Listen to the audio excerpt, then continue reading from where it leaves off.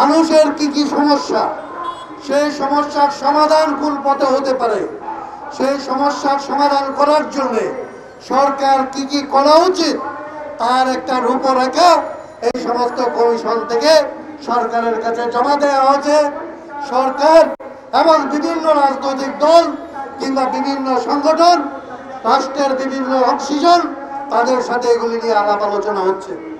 তো দুর্ভাগ্য হচ্ছে এই যে বাংলাদেশ যে একটা কৃষকের দেশ, বাংলাদেশ যে ভূমিহীনদের দেশ, বাংলাদেশের সরকার পরিচালনার জন্য, রাষ্ট্র পরিচালনার জন্য এইখানকার কৃষক, শ্রমিক, এইখানকার মেহনতি মানুষ তারা যে টাকা দেয়, তাদের টাকায় যে এই সরকার চলে, তাদের টাকায় যে তারা বড় বড় বাড়িতে থাকে, তাদের টাকায় যে তারা হেলিকপ্টারে চড়ে, তাদের টাকায় যে তারা টেলিভিশন চালায়, এই কথাগুলো তারা বাংলাদেশের মানুষের সামনে স্বীকার করে নেয়। এবং বাংলাদেশের কৃষকদের কি হবে, বাংলাদেশের ভূমিহীনদের কি হবে, বাংলাদেশের ফসলের ন্যায্য মূল্য কোন পথে নির্ধারিত হবে, এইগুলি নিয়ে বাংলাদেশে আজকের রাষ্ট্রে অভ্যুত্থানের পরেও কোনো আলাপ করতে দেওয়া হয় না। এর আগে আমরা বলেছি যে উৎপাদন করে ওষুধ কোম্পানি ঠিক করে বাংলাদেশে ওষুধের দাম কত হবে, এই মোবাইল যারা বানায় তারা ঠিক করে মোবাইলের দাম কত হবে। আপনারা যা কিছু কিনেন কৃষি পণ্যের বাইরে, যা কিছু শিল্প পণ্য, যা কিছু আমাদের কিনতে হয়, তার সমস্ত কিছুর মূল্য নির্ধারণ করে যারা উৎপাদন করে তারা, আর সরকার তার উপরে ট্যাক্স বসায়, বাজারে এটার দাম কত হবে এটা তারা ঠিক করে। কিন্তু বাংলাদেশের ভূমিহীন, বাংলাদেশের কৃষক, বাংলাদেশের শ্রমিক, তার যে উৎপাদন, সে যা বিক্রি করে বাঁচে, সেই ফসলের দাম, সেই শ্রমের দাম কোনোটাই তারা ঠিক করতে পারে না। আমরা পরিষ্কার আশা করেছিলাম এই সরকার অন্তত বলবে বাংলাদেশের ফসলের দাম কিভাবে নির্ধারিত হবে। আজকে তারা বাস্তবায়ন করুক বা না করুক, সেইটা নিয়ে তারা আলাপ পর্যন্ত করে নাই। বাংলাদেশ যে একটা কৃষকের দেশ, এই কথাটা তারা অন্য যে কোনো সরকারের মতো বেমালুম চেপে গিয়ে এই জনগোষ্ঠীকে রাজনৈতিক আলোচনা থেকে তারা বের করে দিয়েছে। আজকে তারা একটার পর একটা চটকদার বিষয় বাংলাদেশের রাজনীতিতে নিয়ে আসছে।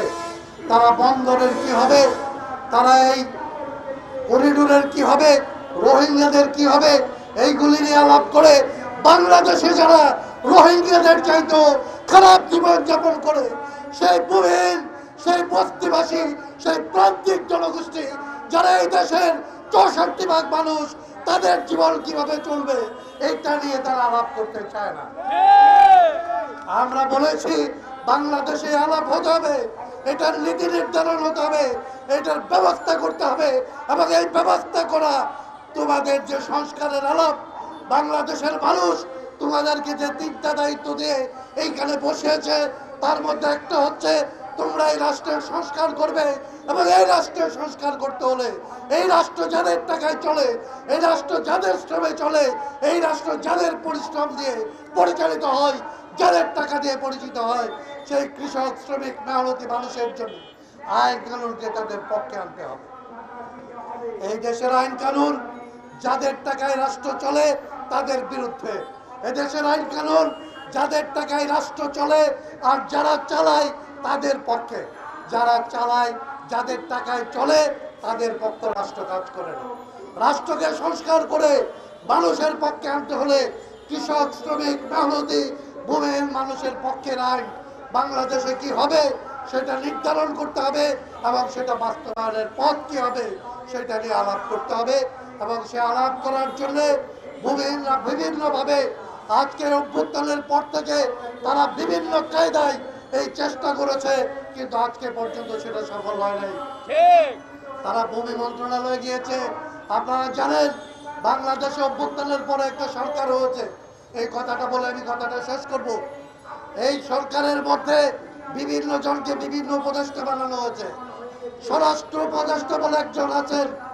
এই স্বরাষ্ট্র উপদেষ্টা বাংলাদেশের আইন শৃঙ্খলা পরিস্থিতির কোন উন্নয়ন তো দূরের কথা, এটা পরিচালনা করার যোগ্যতা রাখে না। বাংলাদেশের সবচাইতে অতর্ব যে উপদেষ্টারা আছেন তার মধ্যে একজন হচ্ছে স্বরাষ্ট্র উপদেষ্টা।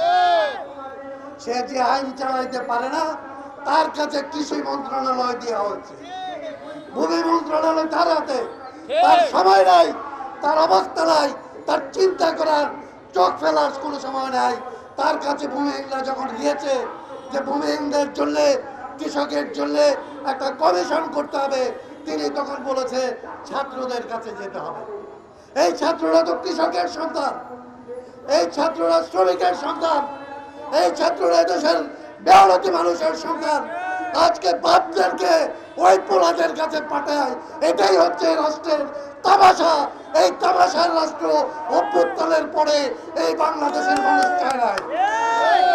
রাষ্ট্র নিয়ে তামাশা করার জন্য আপনাদেরকে ক্ষমতায় বসানো হয় না। তামাশা বন্ধ করুন।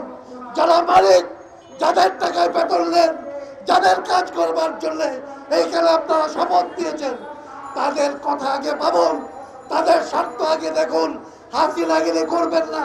হাসিনাগিরি করলে হাসিনার পরিণতি যা হয়, আপনাদের পরিণতি তার চাইতে খারাপ হবে। সেই পথে বাংলাদেশের মানুষকে আপনারা ঠেলে দিবেন না। এই কথা বলে অবিলম্বে কৃষক, শ্রমিক, বেহলতি মানুষের অধিকার 100 বছর ধরে, 300 বছর ধরে যে অধিকার থেকে তাদেরকে বঞ্চিত করা হয়েছে, সে অধিকার ফিরিয়ে দেওয়ার জন্য কাজ করবেন। এইটা করার জন্য আপনারা শপথ দিয়েছেন, সেটা বাস্তবায়ন করবেন। জনগণ আপনাদের কাছে সেটা প্রত্যাশা করে, আমরা সেটা প্রত্যাশা করি। এই কাজ করলে এদেশের মানুষ আপনাদেরকে ইতিহাসের সোনার অক্ষরে আপনাদের নাম লিখে রাখবে, আপনাদেরকে স্মরণ করবে। আর না হয় আপনাদের জায়গাও ওই বীর জাফরদের সাথে হবে, যাদের কবর এদেশের মানুষ আসলে দেখতে চায়। তো এই লড়াই চলছে, লড়াই চলবে, এবং এদেশের মানুষ তার নিজের অধিকার প্রতিষ্ঠা করবে।